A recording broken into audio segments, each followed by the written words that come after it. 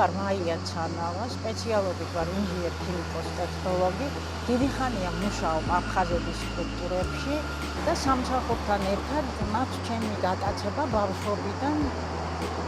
ხელსაქმე მიყვარს. პირველად ჩემი ჩანთის შეკერვის მიზანი იყო პოლიეთილენის პარკების ჩანაცვლება ტექსტილის ჩანთებით, რაც წარმატებით გამომივიდა.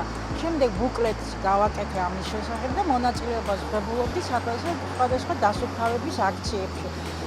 ჩანთების პოპულარიზაციის მიზნით უსასყიდლოდ გადავცემდი მონაწილეებს და შემდეგ ჩემს ცხოვრებაში შემოვიდა ახლანდელი კოტე აფხაზის ქუჩა ლესელიძე, იქ დავიწყე ჩაბარება.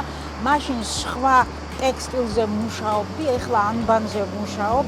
დღეს დაახლოებით 25 ასორტიმენტს ვაკეთებ და ბაზარზე საკმაოდ წარმატებული ვარ. მემადლიერებიან, მადლობას მიხდიან სტუდენტები, მოსწავლეები, ტურისტები და ამით მე ძალიან კმაყოფილი.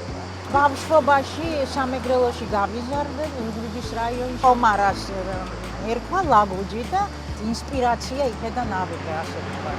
მე ვერ წარმოვიდგენდი აქამდე თუ მივიდოდა ჩემი საქმიანობა. პირველად ერთ ჩანთას რო ჩავაბარებდი, მიხაროდა და მიკვირდა.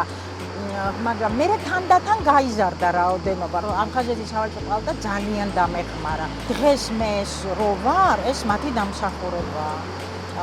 მიწვევენ სთოლიზე და ვღებულობ წარმატებით მონაწილეობას. სიხარულით მოვდივარ. აი ძალიან ბევრი ჩემი კლიენტი მყავს. მემადლიერებიან, მოსწონთ და მე სიხარულით მოვდივარ. ბევრი დევნილი არის ჩემს გვერდით. ისინი შრომობენ ბევრს, მიზანმიმართულები არიან და არიან ადამიანები, რომლებმაც თავისი ადგილი იპოვეს. ჩვენ დევნილობამ ბევრი შესაძლებლობები დაგვანახა და ეს ადამიანებმა წარმატებით გამოიყენეს. მე თავს ვხრი მათ წინაშე, აი ძალიან დიდ პატივს ვცემ. ეხლა აქ ყველაფერი ფერადია, მოხატულია და ლამაზია, მაგრამ ამის უკან დგას ტიტანური შრომა, ცოდნა, ისე არ გამოვა არაფერი თუ არ იცი. მე მოყვარული მკერავი ვარ, მაგრამ მერმისი ასეთი სასწავლებელი არსებობს თბილისში და იქ გავიარე ტრენინგების. პროფესიონალი მკერავის ის მაქვს სერტიფიკატი. მე მაქვს ჩანთები, აი ასე ამოტვიფრულია, ოქუმი, ბედია, ილორი, გაგრა, ბიჭვინთა, სამურზაყანო და ყველა ის სახელი, რაც ქართულია. რასაც ქართული სული დაჰკრავს.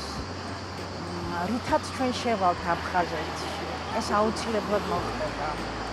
ჩვენი ოდაბადე გველოდება. ჩვენ აუცილებლად დაბრუნდებით.